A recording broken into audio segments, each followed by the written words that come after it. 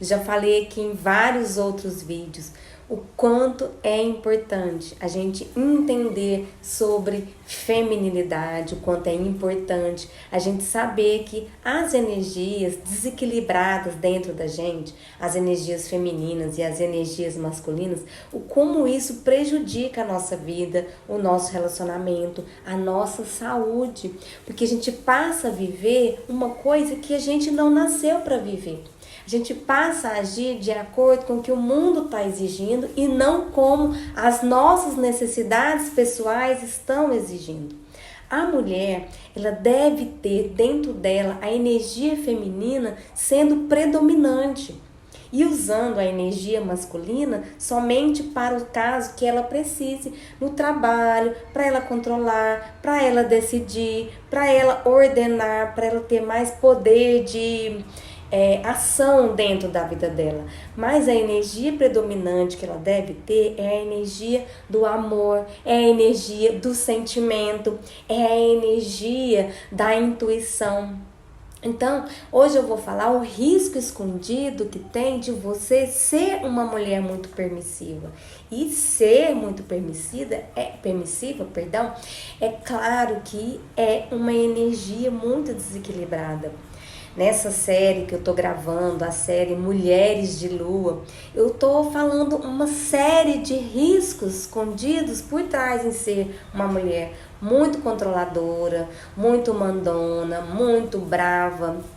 E também o risco escondido em ser essa mulher muito permissiva, muito carente. O risco de você não assumir a sua feminilidade, você ficar vivendo na energia oposta.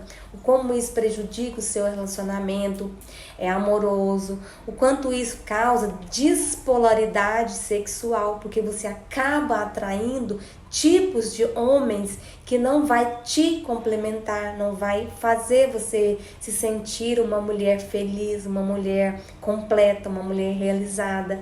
A gente, e eu também já fui assim, eu já achava assim que para minha realização pessoal, eu tinha que ter a minha realização profissional.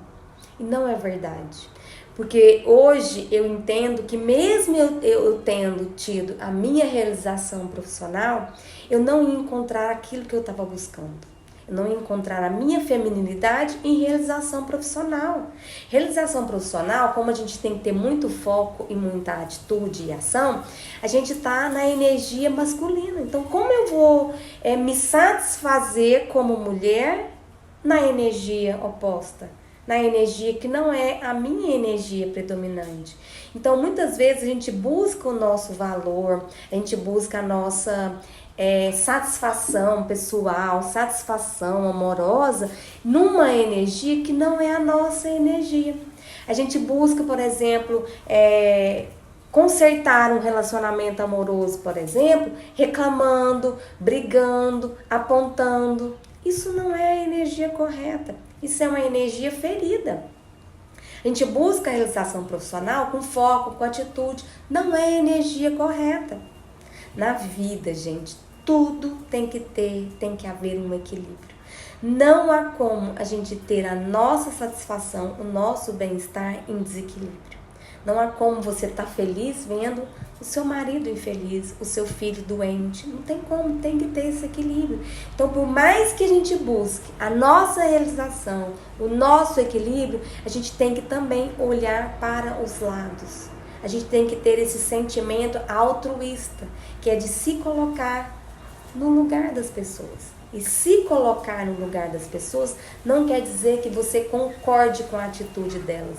Simplesmente você tenta entender por que aquela pessoa age daquela maneira. E aí você tentando entender como ela se comporta, você consegue ter empatia, você consegue ter compaixão por essa pessoa. Então, novamente, repetindo, não é concordar. Não é você dar o seu aval ali que tá tudo certo. Não, é simplesmente você entender por que aquela pessoa age de certa forma. E hoje eu quero convidar você para entender você mesma. A gente é acostumado e crescemos assim, que a gente tem que ter, perdoar o próximo, a gente tem que entender o próximo, a gente tem que saber que todo mundo passa por problemas, a gente tem que ter empatia, mas e pela gente? Não ensina pra gente ter empatia por nós mesmos. Não ensina pra gente ter misericórdia com os nossos próprios erros. Não ensinam pra gente se perdoar. Então ensino tudo pra gente se voltar pra fora. Mas a feminilidade, a energia feminina e o equilíbrio é a gente se voltar pra dentro. É a gente cultivar a nossa empatia. Empatia pela gente mesma. Por que a gente tá agindo dessa forma? O que aconteceu para a gente ter esse comportamento? A gente tem que entender. É a gente cultivar o auto-perdão, o autocuidado.